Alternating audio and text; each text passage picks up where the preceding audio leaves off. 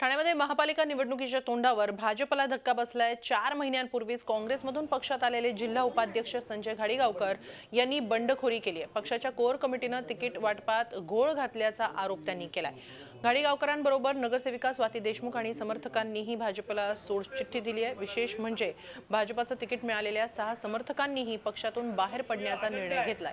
आता घाडीगावकर हे 4 पॅनलमधून वागळे इस्टेट परिसरातल्या 16 जागांवर आपले उमेदवार उभे करणार आहेत।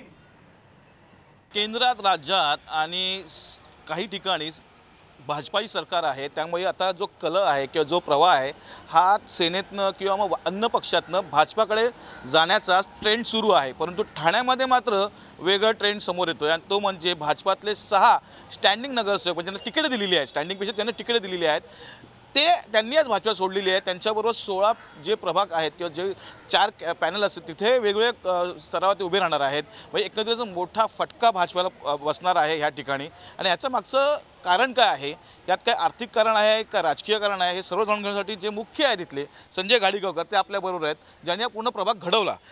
संजय घाडीगावकरजी, मला पहिला प्रश्न आहे, जेवढे 6 जणांना तिकीट मिळालेली आहेत त्यांनी आज भाजपा सोडली का, हा पहिला प्रश्न आहे। किती जणांनी भाजपा सोडली आणि कारण काय?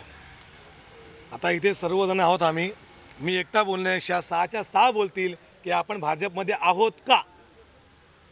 आम्ही भाजप सोडलेली आहे हे माझं मत आहे। सर्वांनी सोडलेली आहे, हे समोर आहेत, त्यांच्यावरही कॅमेरा घ्या म्हणजे तुमच्या लक्षात येईल की भारतीय जनता पार्टीमध्ये आम्ही नाही आहोत। कारण काय झालं?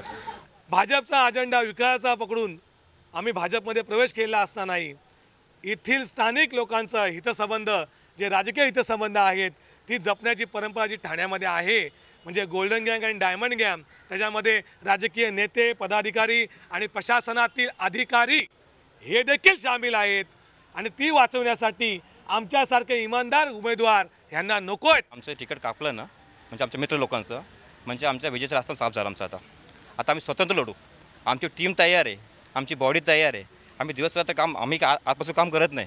आम्ही 20 वर्ष आम्ही रखडलो राजकारणामध्ये आणि आम्ही ग्राउंड लेवल काम करतो। हवे म्हणजे आम्ही फाईन करत नाही। आम्हाला माहिती आहे ठीक आहे आपल्या यांच्या मागे कोणाचं लक्ष आहे। आमच्या इथे आमचे शहर अध्यक्ष जे आता तुम्हाला मागे सांगितलं आमच्या साहेबांनी, आणि आमच्या इथे पालकमंत्री आहेत, सेटिंग आहे। आम्ही नाही बोलतो, हे छोटे आणि मोठे बंधू आहेत, बिग आणि स्मॉल ब्रदर सेटिंग। झी 24 तास रहा एक पाऊल पुढे।